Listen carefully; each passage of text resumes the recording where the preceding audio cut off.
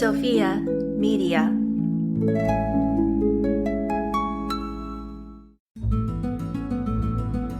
Welcome to My First Year as a Father, where we talk about life, fatherhood, and that transformative first year of becoming a dad. I'm Sophia. And I'm A.C. In this episode, A.C. and I are talking to Bruce Chambliss. Bruce is a 50-year-old father of 6 who lives in San Antonio, Texas. Bruce comes from a loving military family with a strong focus on Christian values. He grew up in different parts of the U.S. and England and always excelled in school, sports, as well as in the theater. After high school, he followed his father and grandfather's footsteps and entered the Air Force. His 14-year military career led to deployments in Iraq and Afghanistan, but his service abruptly came to an end in 2008 under unfortunate circumstances. Despite that setback, he's a successful businessman in San Antonio. He owns a barbershop and restaurants. He's also a real estate agent, youth football coach, motivational speaker, and the leader of a men's support group. Bruce was featured on the docuseries Friday Night Tykes. He lives with his wife and their 8-year-old son, Bruce III, as well as his stepkids. He also has 2 daughters from previous relationships. Because of his dad's military service, Bruce moved around a lot as a kid. He sat down with us to talk about his own upbringing and his own evolution as a man and as a father.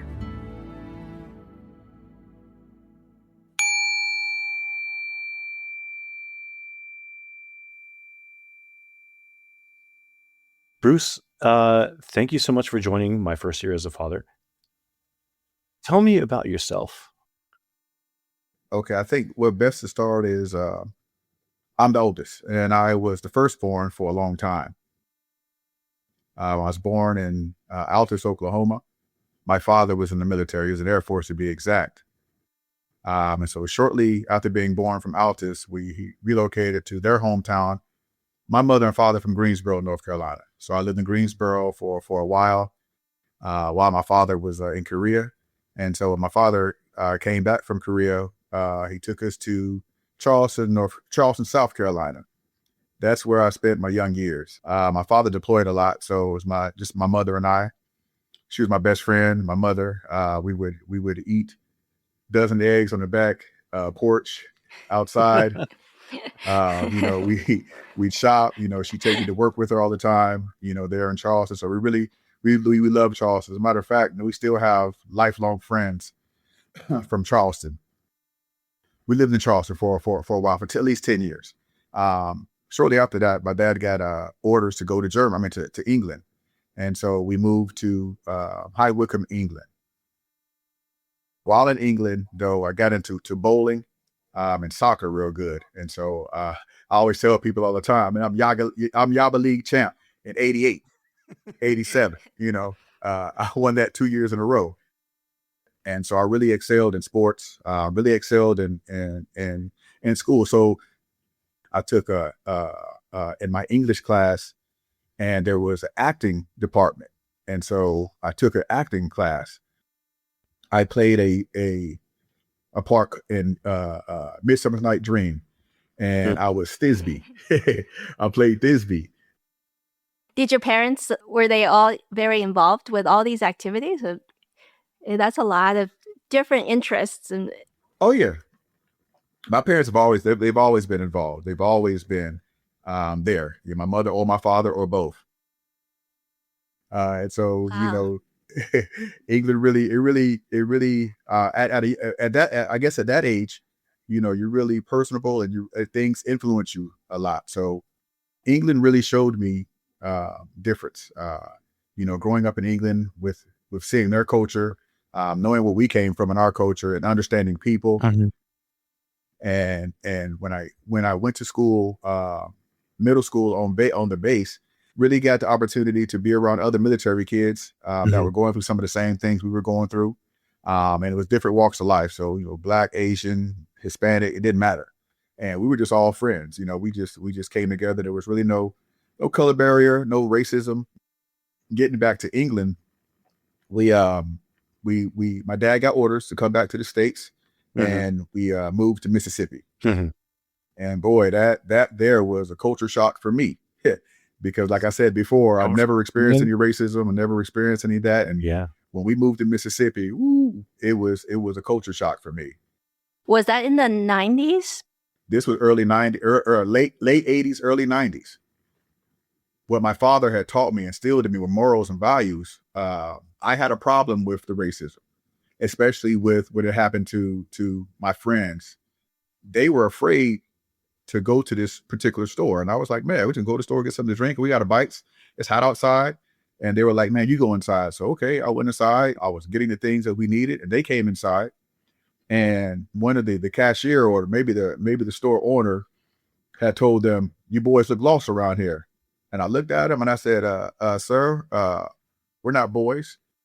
We're not lost. We're trying to get some food. And he said, well, the guy told my friend, we don't like your kind in here. And I challenged him. I said, what is your kind? And he knew, I guess he knew that I was different, because he said to them, they know what I'm talking about.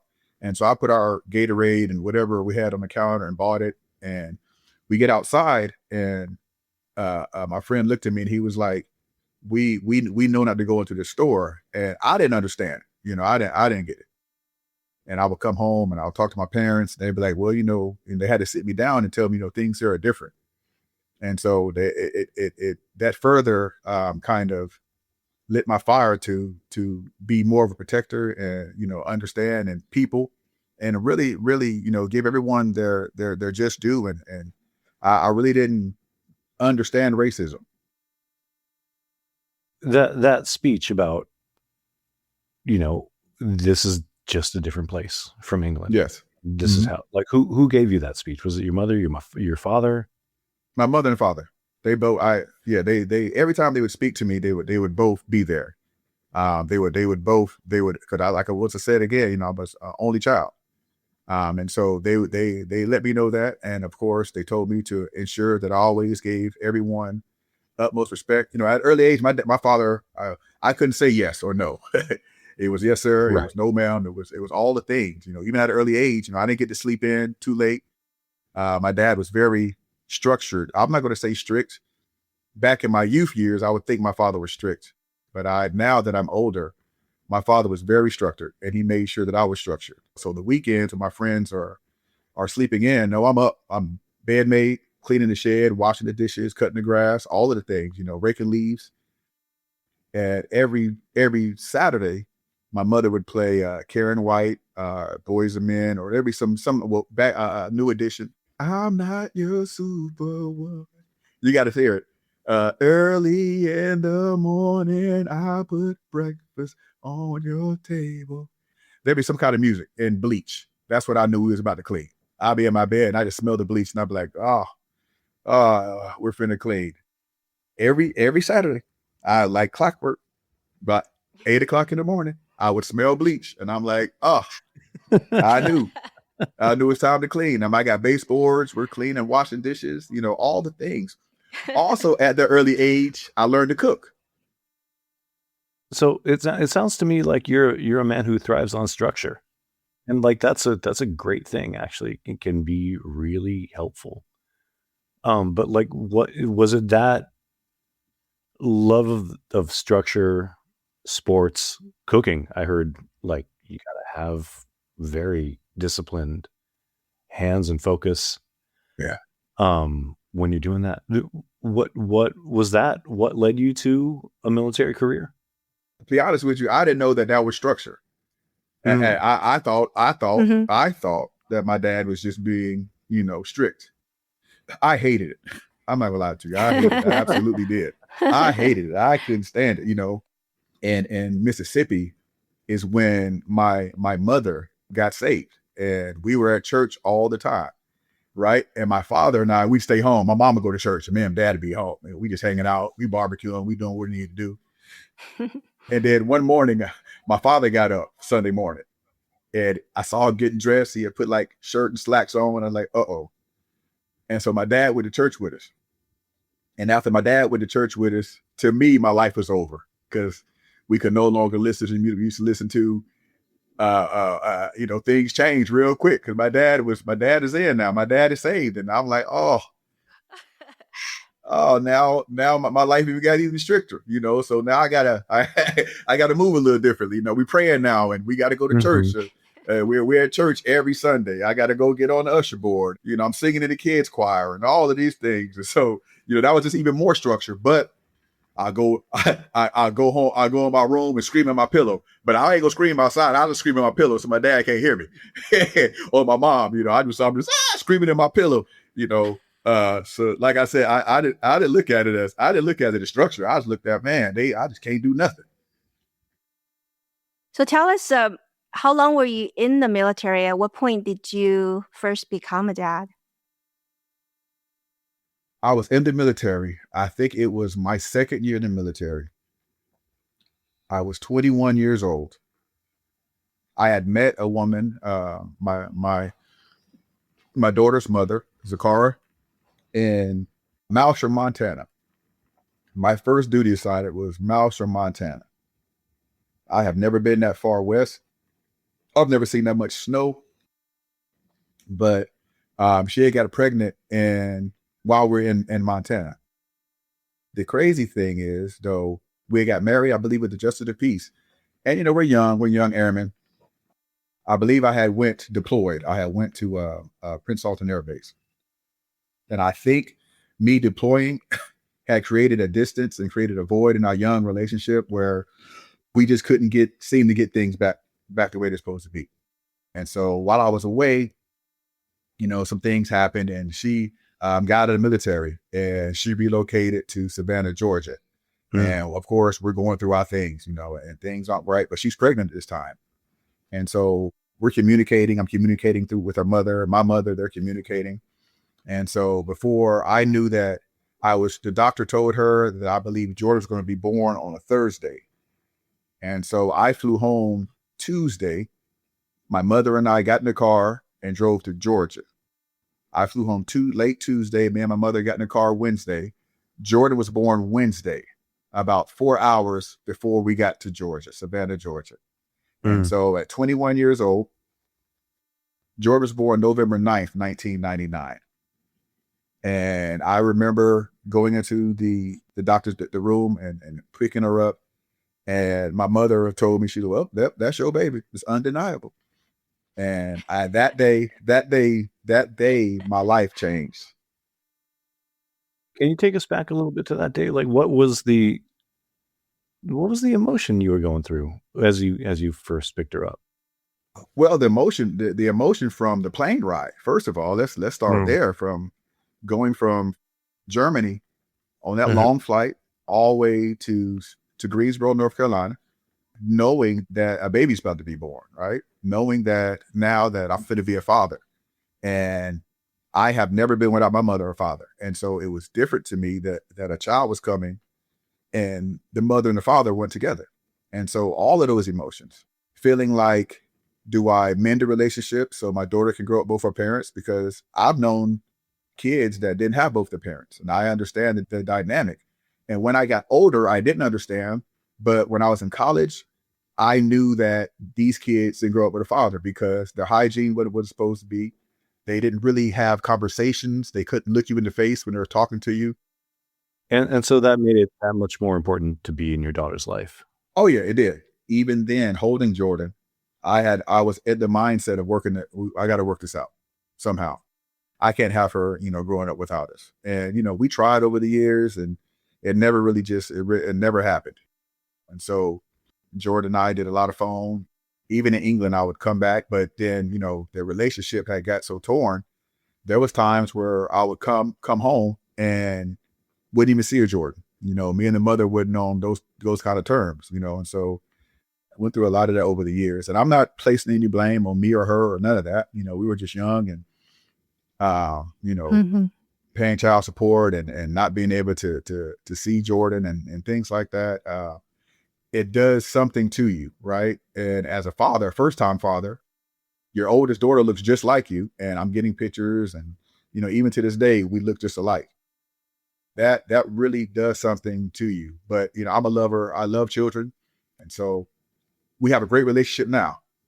And her mother and I have a great relationship now, but just Oh, getting good. to this point, it was very taxing. It was very emotional because when I didn't have my children, I was either coaching, mentoring, or doing something with somebody else's children, Mhm. and so some of the things that when I'd be by myself in my own thoughts, that would really eat me up inside because it was like, I have my own kids I could do this with, and so that really did something.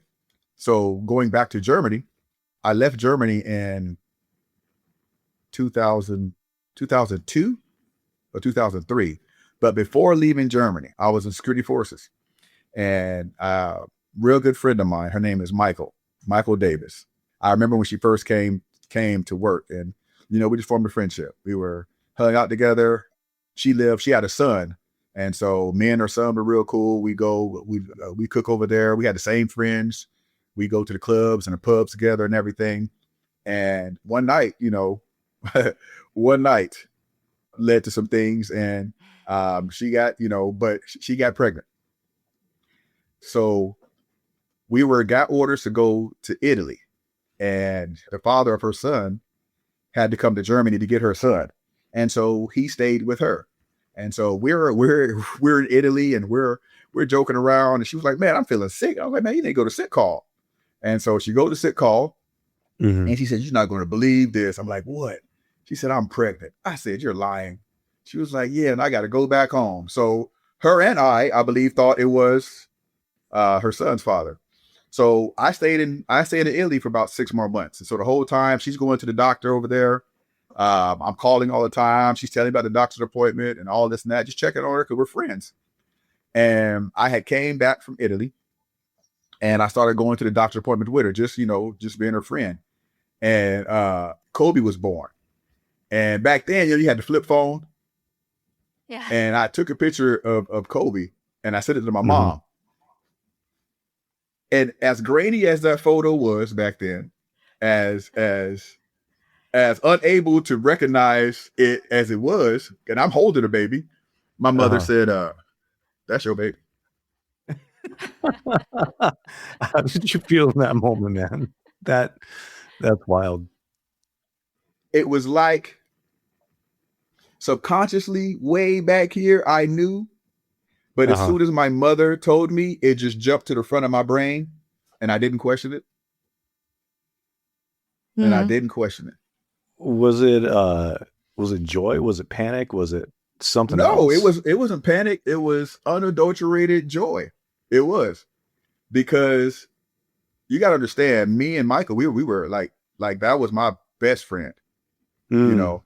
It was unadulterated joy because after Kobe was born, I had her all the time.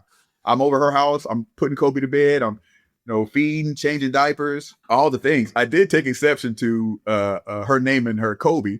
My other daughter's name is Jordan. I said, we had to name her Kobe. Out of all names we could pick, we had to name her Kobe. So now I got Kobe and Jordan. They are my daughters. So Bruce, were you at Kobe's birth, or you weren't? I wasn't. No. I came. I think I came a few hours later. Gotcha. No, I Okay. wasn't. When did you tell Michael about your mom's text? That same night. What was she like? She already knew already. She just didn't never come out and say anything to me. Mm. Yeah, she already knew already. So, she didn't really say anything to me. And so I was so happy to be a dad again and have my daughter. I think that Michael allowed me to bring Kobe back to the States with me when I came back. Mm. When I got orders to go to Wichita, Kansas, McConnell Air Force Base, Kobe and I flew from Germany to Wichita. I was a single dad when I got to Wichita. It was just me and Kobe. And how old was Kobe then? Whew. 6 months, 7 months. Oh, wow. Okay. Yeah, she was young. And so how would you describe the difference in your first year with Jordan? The difference was me being available, me being there, me not being with Jordan. It really made me like, this is going to be different this time. I'm not going to miss these young years. I'm going to do what I knew my dad would do, or, my mother would do. I'm going to be here because my child needs me. And so it was me and Kobe. But I will say during that time that I had Kobe, it matured me and it really focused me on needing to do what I needed to do. At McConnell, I really flourished at McConnell Air Force Base. So, NCO of the Year, I got some awards. I really became who I really knew I could be. And how would you describe that? Who did you think you were going to become? I always aspired to be my father. Always. I always, if I knew if I could just almost be, I'm never going to be as good as my dad. I'm never going to. But if I could just get close to who he's been and what I've seen in him, because my father would give you anybody the shirt off his back. Mm. You mentioned that Kobe matured you. Can you give me a story about how? Like, was there a moment or a incident where you were like, "Oh, I am actually doing this thing now"? There was a lot of moments, specifically not being able to hang out at night. My routine was 5 o'clock in the morning, get up, 5:30, get Kobe up, get her hair done, brush her teeth, take her to daycare, get off work, 4:30, 5 o'clock, go to daycare, pick Kobe up, come home, make dinner, let her ride her pull around in the wagon, bath, bed. That was my routine. I'm hearing a lot of that again, that structure. Like this is the way that the day goes on, and you live it day by day.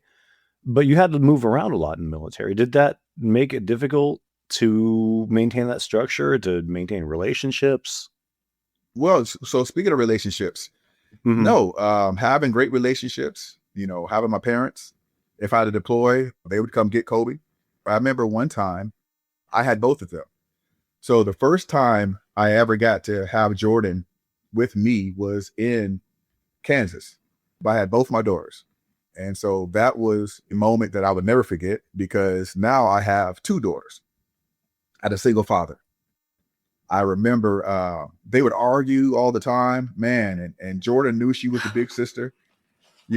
Kobe, don't do that. And then they're telling on each other. And I can remember just looking at them and getting so emotional that I'd be in tears, because of the love they had for one another. And I can't believe that this is happening to me. I can't believe I have both my children, right? Even when they're fighting. Yeah. And so now I have 2 heads to do. So Jordan my oldest daughter is a leader. Like, she is like me. She go get the Brett buckets, have Kobe sit down. She'll get all the outfits together. We'll get the Bretts all color coordinated to match their outfits. And now I'm doing their hair, and Jordan's running the water. And come on, Kobe, let's get in the bath, and all the things, right? And, it was just a time. And so we'd go to school or we'd be out and about, and somebody asked my daughters, "Who did your hair?" And they'll both say in unison, "My daddy." And that was so great for me. That I love that, my daddy. Yeah. And it was the best time of my life. But then, this is where it gets real kind of dark in my life. So I had to go I was about to deploy, but I needed to go to a specialized K-9 school that was in Lackland Air Force Base. Well, at the time I had a motorcycle. And so I was going to put the motorcycle for sale, and I was going to pay the child support that I was paying for Jordan up for the whole year, because I knew I was going to get orders to go to Korea. So an airman came over to the house. I remember having Kobe on my side, and I pulled the motorcycle out and gave him the helmet, his gloves. He strapped everything up. Before Kobe and I got back to the house, I remember hearing the throttle all the way out. And by the time I turned around, he had the motorcycle up in the air. The motorcycle went that way and he went that way. Ooh. And so I remember the motorcycle come crashing down, motorcycle parts go everywhere. I go check on him, pick him up, pull the motorcycle out, and he's so shaking. And he was like, Sergeant Chambliss, I'm going to get it fixed. I'm going to pay for it, blah, blah, blah. I'm like, "Hey, man, you okay?" And so Kobe and I put the motorcycle back up into the garage. And so the next day he calls me. He gave me his State Farm information. He was like, yeah, just, claim it on my State Farm, la, la, la, la, la. I call State Farm and they tell me that Garcia is not covered for motorcycle coverage. I call Garcia. I let him know he's not covered. He said, don't worry about it. I'm going to give him my dad. We're going to pay for the motorcycle. Fine. So this is maybe April, May, June. I haven't seen Garcia. So one day I'm going to the gym and he's coming out of the gym. And so he tells me, he's like, I'm going to call the insurance company and I'm going to tell them I hit your motorcycle with my car. At that point in time, I'm like, man, whatever you got to do is get me my money. Yeah. Bam. So I guess he does that. And so a couple of weeks later, the State Farm guy calls, asked me 2 questions.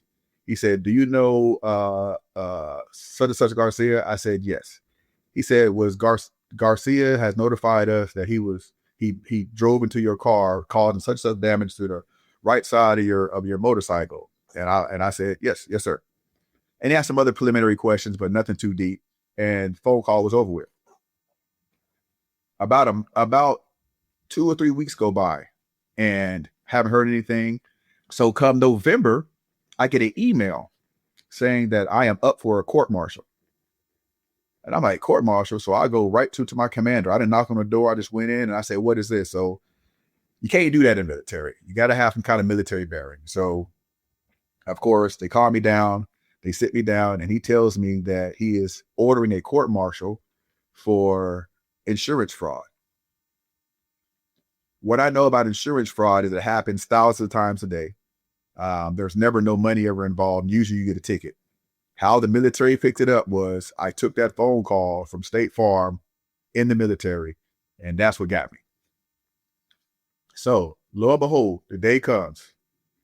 I had to pack all my stuff up because if you get found guilty to court martial, you have to go to confinement. So that morning, I got all my blues. It was probably about 4 or 5 days prior that my parents came and got Kobe and Jordan and took them back to North Carolina. And so I go to the court martial and the courtroom is packed. And all my friends, all the people that, all my fellow airmen, everyone, the judge looked at me and he said, Sergeant Chambliss, I have never at my time of being on the bench ever seen anybody with so many letters of admonishment. And, he was like, this speaks volumes of who your character is. But then he said, this does not negate the fact that you tried to fraud State Farm for, I think I believe the estimate for to get the motorcycle fixed was like $7,000. And that judge said, I sentence you to such and such months in confinement. That point in my life when I had to go to confinement, my heart dropped down to my shoes and I got shackled and I got transported to confinement facility at McConnell Air Force Base. I got demoted from E6 to E1 and I had to spend time in confinement. The confinement facility that I was at, of course, you got to get dressed up in all orange. You got to wear an orange hat. You get paraded around the base. You got to go to the chow hall and sit by yourself. Everybody can see you. Mm-hmm. And I sat there every day. I had to look myself in the mirror and pat myself on the back and tell myself it's going to be okay. It was the most humbling experience I ever had in my life. I didn't allow my parents to come visit me. I would call them, Did they want to? Oh, yes. Yeah. Yes. They would, my mom, my mother wanted to be on the first day smoking when I was found out of court martial and just live with me, but I got myself into this, right? I made this horrible decision. I got to live with it. And so I did my time. I vowed that I would never allow any of this to happen again in my life. Oh, I want to ask you, like, what's going through your mind? You talked about your parents and wanted to visit. Have you had a conversation with your children about being in prison or, the insurance fraud situation? I have. Now that they're older, they all know. I speak of it because it didn't define me. Mm. I think it strengthened me. And anytime I get to tell the story, I tell it, because a lot of people don't realize that somebody's been through, is about to go through, or has, or some going through the same thing that you're going through. Mm. Mm-hmm. The beauty of it is if the person can just hear it from somebody else, if the person can just know they're not by themselves, that makes everything the more. It's us, the people that want to be guarded, that don't want to tell, that don't want to be transparent, not knowing how valuable that is for somebody else. And so I know that. And so, I talk about it all the time. Not getting too far ahead, they have a men's fellowship group that we do at my restaurant on every first Tuesday. And I speak about it, right? Because God had been tugging on my heart to create something like this, and I did it, right? And so I own a barbershop, and one of the guys in my barbershop, one of our clients that we know as kids, we've been cutting his son and him for years, he committed suicide. And another client of mine had a full-on nervous breakdown where he, I don't know what was going on with him, but that really pushed me to start the men's group, because had those men heard, because a lot of men contemplate suicide, but had he known that, and he's not the only one going through it, somebody else would get through it. And so now we have this beautiful men's group that we do every first Tuesday. And we're just on the patio with cigars and cognac and crying and praying and, just uplifting one another. And it's a beautiful thing. You guys got to see it. And it's wonderful. And, we've had as many as 58 men down to at least the least amount we had is 12, but we're going on a year and 6 months of doing this, and it's just growing. Right. And so because of the men's group, the women, the wives, they can't be a part of it. So I got an overwhelming response in my email and my inbox to start a women's group. So now every first Tuesday we have a men's group. Every second Tuesday we have a women's group, and it has done wonders. I'm sure it saved lives. We have a text group that we text one another, all the things. And so I think me not telling my story, it doesn't do anything for me. I know that people would never have guessed that when they see me. People don't, when I tell the story, they be like, "You?" I'll be like, "Yeah, yeah, I'm no better than anyone else." Yeah.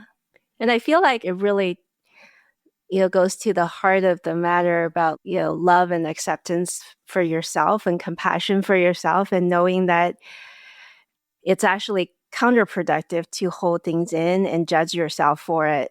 And Certainly. and Yes. it's absolutely, it breaks my heart to hear some of the parts and the difficulties that you have to go through, but it also warms my heart so much to hear about, what you're doing with everything that you've learned from that experience. Yeah. And it sounds like you're in the place in your life now that you've got all this experience, all this wisdom, and that you're just so generous in sharing all of that with, people in your community. So is that also helping you a lot? Because I know that you have other kids now, right? Yes. In addition to Kobe and Jordan, and are you approaching that fatherhood differently now with your other kids? Well, I most definitely am more patient, more centered, more goal oriented. When I moved here to Texas, I got into coaching real big and had opportunity to be on the show called Friday Night Tykes. Well, prior to the show, I've always been the coach to bring the kids home, get them something to eat. Mind you, I don't have any sons out here of my own.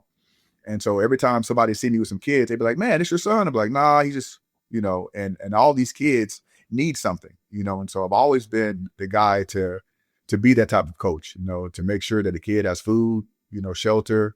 There was a time, but one time I took a kid home, and then the mom was in Vegas, and this kid is like 10 years old, and she had made him a big pot of spaghetti and had said, "Have at it." So I told him, "Pack your stuff up, man." I brought him to the house, and he stayed with me. And of course, I had a conversation with the mother when she got back, but that's just the type of person that I am, because that's what my father would have done. Years later, my son is born. So Bruce the third, he was born April 30th, 2018. Mm. Funny thing about that is I have girls. We found out that my wife is pregnant. I knew it was going to be a girl. And the whole time, I don't know how many months or how many weeks it is till you find out the sex of the baby, but I can tell you, I knew that it was a girl. And the guys in my barbershop were telling me, they've been having another girl. I already knew. All right, you ain't got to tell me nothing. I know I'm gonna have a girl. I'm cursed. I'm never Right. going to have a son. My mother did tell me years ago, though. She did. She said, if you do have a child again, it's going to be a boy. I forgot all about that. I'm due to have girls. I'll be doing hair again, tea parties. We're going to be doing ballet. I got all this football equipment in the garage because I've been training all these kids all the time. It's a girl. It's a girl. Okay. The appointment, I remember, is Thursday morning, 9:00 a.m. for us to go find out the sex of the baby. Mm-hmm. We pull up to the hospital, we go inside. You got to lay down on the thing, and my wife has her shirt up, and woo, woo, woo, woo. You hear the heart beating. The doctor's, my head's just down, and the screen's right there. And so I see the baby in the little thing, and I'm just down. And I hear the doctor say, "You see that?" And my wife says, "See what?" Here it is. I already know they're going to say, she's going to say, "You see, it's a girl." And so she said, "No, no, no, this right here." And I looked up, and I saw a little dangly thing, and I didn't pay attention to it. And the doctor said, "It's a boy." I passed out. You passed out. I remember the doctor kind of slapping me. Leading up to this whole time, I have been telling myself, I've been making myself sick that it was a girl. I have prepared myself to hear it's a girl. I have prepared myself for it. I already got in my mind the tea parties. I already got in my mind what I'm going to be doing. I already got all that in my mind. I already know. I've done this twice already. I know. I'm a girl. That doctor said, "Yeah, this little dangly thing." As soon as she said, I don't even know if she even got the whole word boy out of her mouth before I passed out. Oh, to be honest with you. And it has been an amazing journey ever since Bruce was born. And when I tell you, I didn't even know I could even get more focused.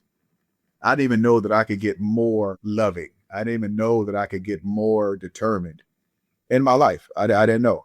And I don't want my daughters seeing this, they taking this the wrong way, that they motivated me as well. But people talk about, I do a lot of these speaking engagements. Mm-hmm. And, the cliche, find your why, find your purpose, all those, you hear it all the time, right? And, I think at every stop in life, you kind of find a new purpose, you find a new why, so Bruce has become my new why, because everything that I do, he's looking at. And I know he's looking at it because he says it out of his mouth. But when he was born, I didn't have a name picked out because I didn't even think I was having a boy. And so when he was born, he had to be Bruce the third, and Right. just paying homage to my father. I felt that it was the best thing to do. And so he's Bruce Eric Chambliss the third. Of course, we call him Trey or Lil Fat, but he has been amazing. We're so attached. When he was born, we had like a small cleaning service. And so we would use the family to clean. Let me back up a little bit. So my wife has 3 children. And so because of my mother and father, we never had stepchildren, or we never, everybody that comes to this house, your brother and sister, I never called them my stepchildren. You're my son. And so we have Sharif, Shaheem, and Sharif, and Jordan, Kobe, and Bruce. And so those are my children. And so we treat them like that. So we had a cleaning company, and all the kids, we go clean these buildings. We had a contract with a good friend of mine. He owns a Jan Pro. And so I would have Bruce on the front, and I'd have the backpack vacuum on the back, and we're cleaning, so I have pictures with Bruce on the backpack and all those things. And so it's I'm just so attached. I just want to be present at everything. I want to be there. I want to make sure that he understands, the things that my father instilled in me at a young age. Mm-hmm. I want him to know that there's never going to be a time where he's going to feel alone, and all the things that I never felt.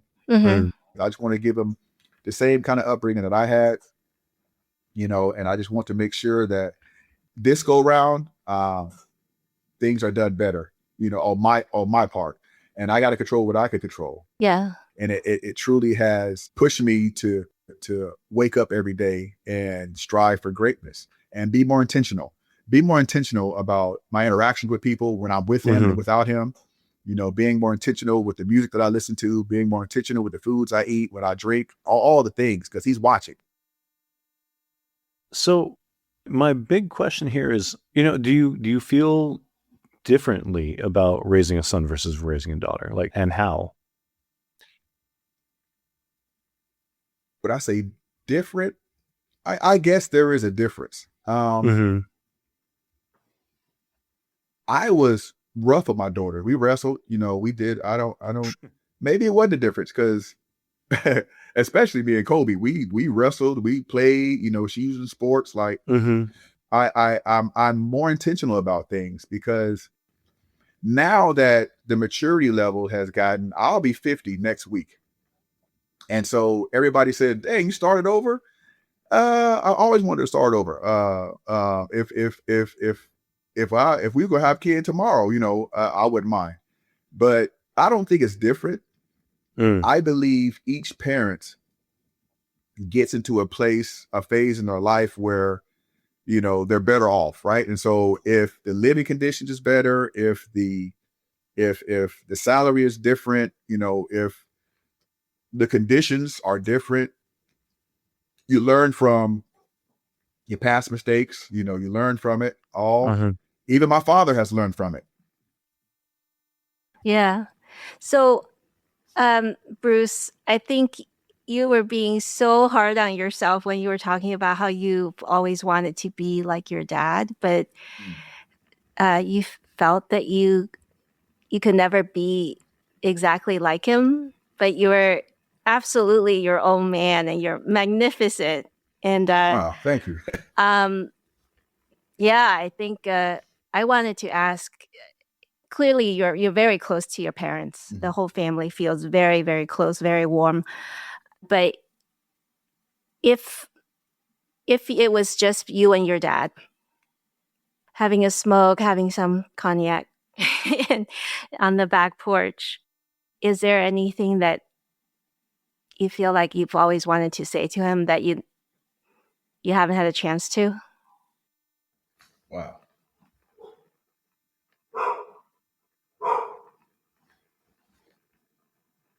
My mother has told me that, my dad has been saying things like, "I don't have much time left on this earth." And he's having some medical issues. And so what my dad doesn't know is, of course, my mother and I and my brother were communicating. And so I asked my brother, I said, "Brack, so what's going on with dad?" And he was like, "I don't know. He's still going 100 miles an hour. He's still dad, but some of the things he's starting to say, I know, is kind of it's concerning, So he said he's gonna come down here for the birthday, and he flew by himself. And he doesn't.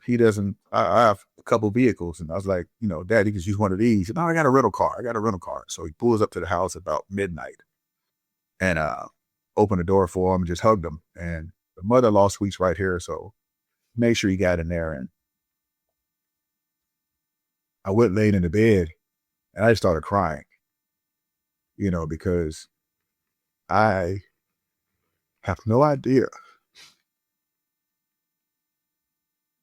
what life would be like without this man.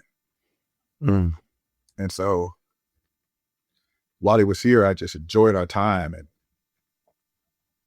we just laughed and we had the moments when we was by ourselves that he just tell me how proud he was of me and just keep pushing and all the things. And, and I'm looking at it and I'm like, "Dad, I'm doing this because of you, right?" And he said, "No, you're not doing it because of me." He said, "You have a purpose here, And you just need to know that, and know that your mother and I are so proud of you. And so he never shared with me, any health concerns. He never said nothing to me about it. And I just hope and pray that his time here and the love that my son and wife and I showed him fueled him, so that he could be here for a long time. Because while he was here, my granddaughter had a birthday party that was supposed to be at the park, but for some reason they couldn't get the park, and they asked if they could have the party here. It was unbeknownst to me that there was going to be horses and ponies and goats eating my grass. Just had a whole pet thing, and I had got a jumping castle. And my dad comes home and he gets right on the grill, and he starts cooking for everybody. And I'm just watching him.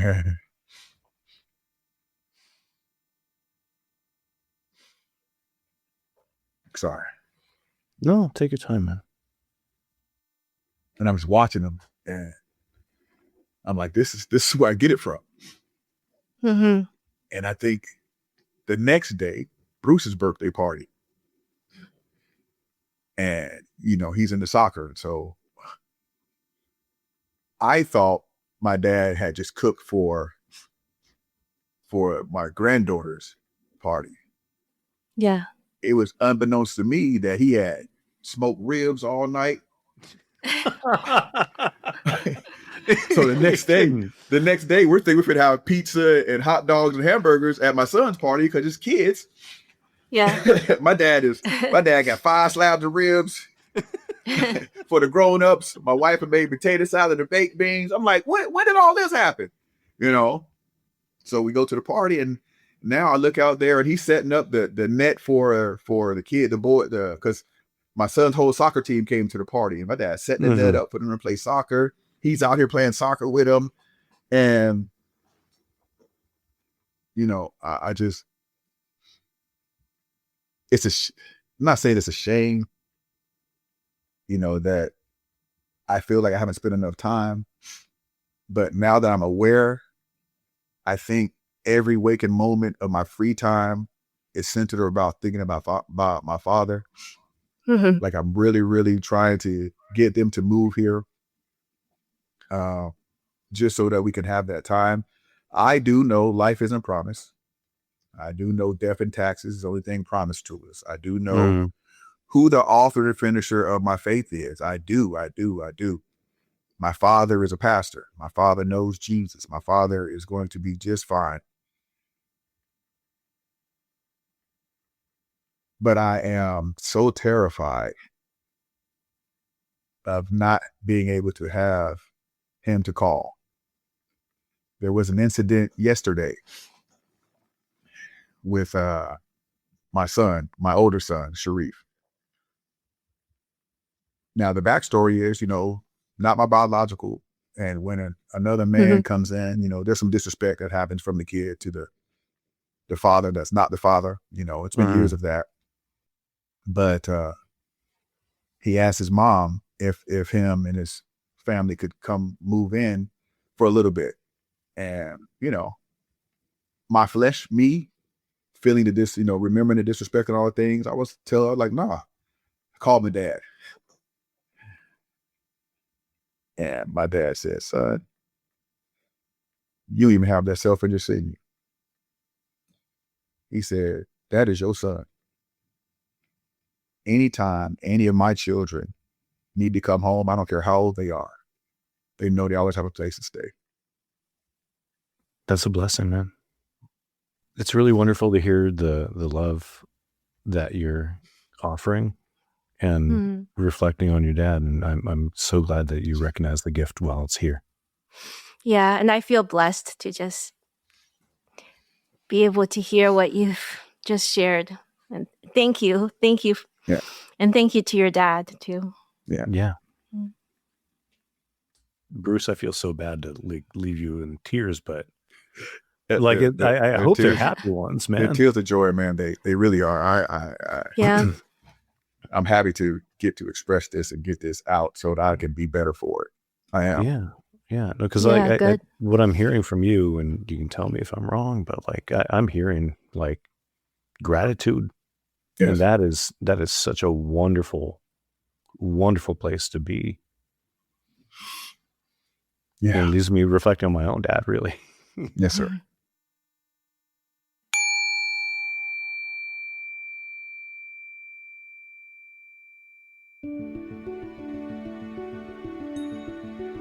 We hope you enjoyed our conversation with Bruce Chambliss. Sophia and I both want to go visit him in San Antonio. And if you want to learn more about Bruce and his work as a coach, mentor, and to find out more about the men's group he leads, check out the show notes. Yeah, thanks so much for joining us today.